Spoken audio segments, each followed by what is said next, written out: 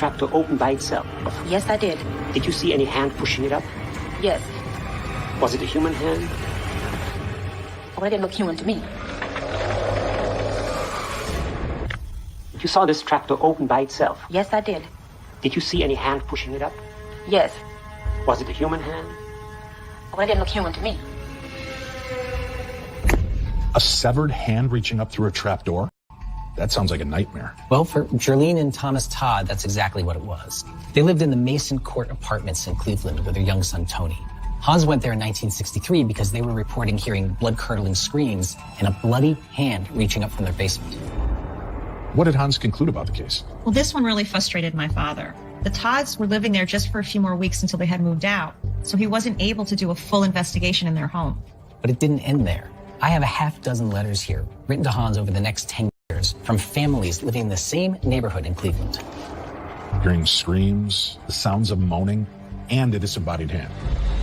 Well, after seeing those, he knew that this case was bigger than just the Mason Court Apartments. Right, so in 1972, he went back to Cleveland, this time with Ethel.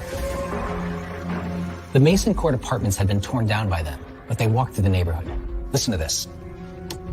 Somebody is screaming. Victim, victim. That hand is still here. Do you feel it? What is the man's name? Ruffian. What happened here? The end.